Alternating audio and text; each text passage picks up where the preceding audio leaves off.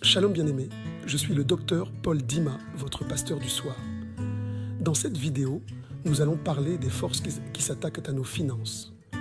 Que le Seigneur vous bénisse. La pauvreté est bien plus qu'une simple question de manque d'argent.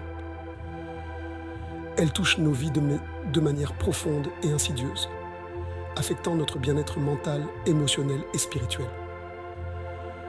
C'est une force spirituelle que le diable utilise pour nous affaiblir et nous éloigner de Dieu.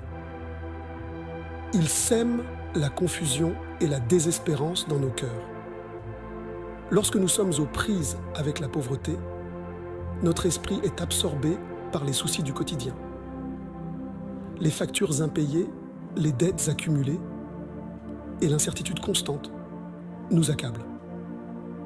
Le doute s'installe, le découragement nous envahit et nous risquons de nous laisser tenter par des solutions contraires à la volonté divine.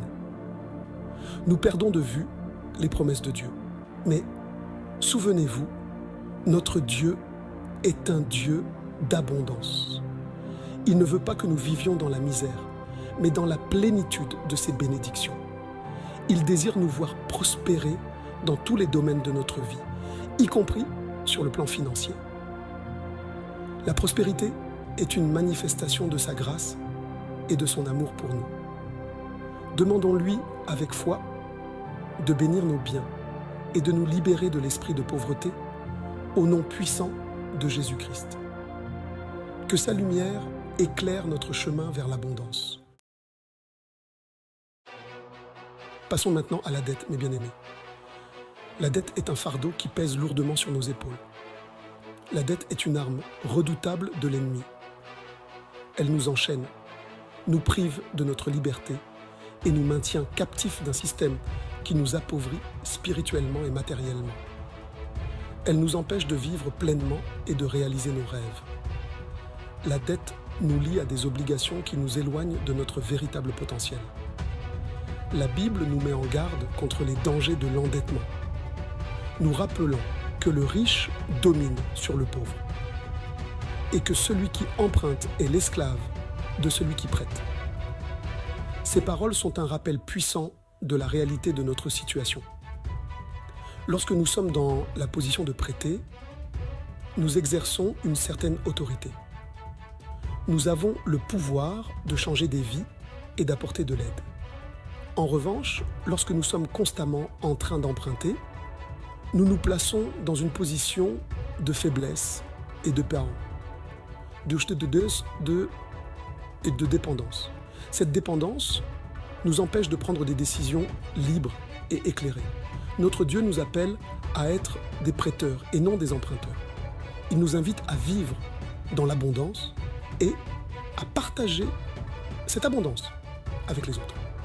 Déclarez avec moi que vous ne serez plus esclaves de la dette. Ensemble, nous pouvons briser ces chaînes et retrouver notre liberté. Que le Seigneur vous libère de tout esprit d'endettement et vous conduise sur le chemin de la liberté financière. Au nom puissant de Jésus-Christ. Que cette liberté soit une lumière dans votre vie, guidant chacun de vos pas. Enfin, mes bien-aimés, abordons le troisième ennemi de nos finances. Mammon, ce faux Dieu qui divise et détruit. Mammon, c'est le Dieu de l'argent.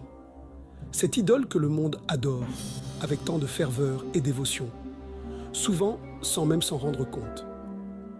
L'amour de l'argent est un véritable fléau qui ronge notre société, créant des tensions et des angoisses profondes. Il sème la division au sein des familles, brise les amitiés et provoque des conflits au sein même de l'Église, là où l'unité devrait régner. La Bible nous met en garde contre l'idolâtrie de l'argent, nous rappelant que nous ne pouvons servir deux maîtres. L'argent, en soi, n'est pas mauvais. C'est un outil que Dieu peut utiliser pour bénir son peuple et accomplir ses desseins. Mais lorsque l'argent devient notre maître, il se transforme en un piège mortel, nous éloignant de notre véritable appel. Remettons donc nos finances entre les mains de Dieu, mes bien-aimés. et cherchons sa sagesse dans notre gestion quotidienne. Que le Seigneur nous garde de l'idolâtrie de l'argent et nous aide à en faire un bon usage, pour sa gloire et pour le bien de son royaume, maintenant et toujours. C'était donc votre pasteur du soir, le docteur Paul Dima. Souvenez-vous que la pauvreté, la dette et l'amour de l'argent sont des ennemis redoutables, mais que nous ne sommes pas seuls dans ce combat. N'oubliez pas de liker la vidéo, de vous abonner et de la partager avec vos proches, afin que la parole de Dieu se répande davantage. Que le Seigneur vous bénisse abondamment.